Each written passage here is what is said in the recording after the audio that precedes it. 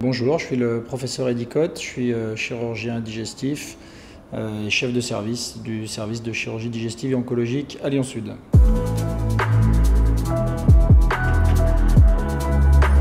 Le robot, en fait, c'est un télémanipulateur. Le robot a 4 bras, il va tenir 4 instruments et le chirurgien va manipuler ces instruments avec l'aide d'une console. On manipule avec 2 joysticks et des pédales l'ensemble de ces 4 bras. Il faut bien comprendre que le robot n'opère pas, c'est le chirurgien qui fait bouger les bras du robot et donc c'est le geste du chirurgien qui va être reproduit par la machine.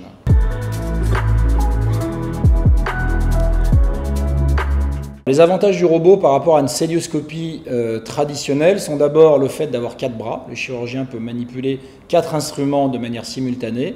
En fait, la caméra et 3 instruments. Ces instruments sont par rapport à une cœlioscopie complètement articulés à l'extrémité. Lorsqu'on fait une cœlioscopie traditionnelle, vous avez une pince qui est toute droite et vous ne pouvez pas bouger votre poignet. Là, grâce au robot, le chirurgien retrouve à l'intérieur du ventre du patient son poignet et tout ça dans une chirurgie qui reste mini-invasive avec des petites incisions de 8 mm. Les autres avantages du robot sont la vision. Le robot a une caméra qui est en 3 dimensions et en haute définition. On a donc une vision qui est extrêmement performante. On voit comme avec nos 2 yeux dans le ventre du patient et je dirais même on voit mieux qu'avec nos 2 yeux dans le ventre du patient. Ces 2 avantages combinés vont permettre de faire une chirurgie extrêmement précise. Enfin, le dernier avantage est pour le chirurgien. Le chirurgien va travailler de manière ergonomique, assis, et c'est très important, notamment lorsqu'on réalise des chirurgies longues.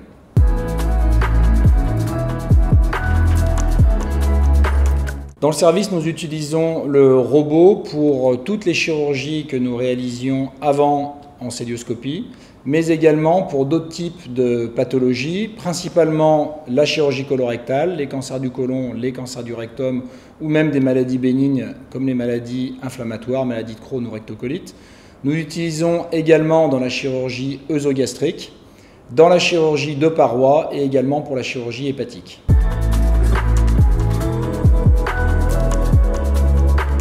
Oui, aujourd'hui, les preuves sont établies, en particulier pour la chirurgie du cancer du rectum. Il y a plusieurs publications récentes de bonne qualité qui démontrent clairement que le robot est supérieur à la cœlioscopie. Il est supérieur en termes de conversion. La conversion, c'est lorsque vous n'arrivez pas à faire votre procédure de manière mini-invasive, donc avec des petites incisions, et vous êtes obligé de faire une laparotomie comme on faisait traditionnellement il y a quelques années, ce qui est évidemment moins bien pour le patient. Et donc avec le robot, vous avez moins de risques d'avoir une grande ouverture, une laparotomie.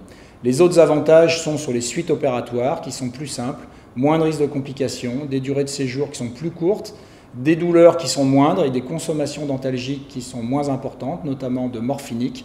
Et puis la qualité de la chirurgie qui est également meilleure, et ça c'est démontré, avec des risques d'avoir des pièces opératoires de mauvaise qualité ou de passer trop près de la tumeur qui sont diminués avec le robot.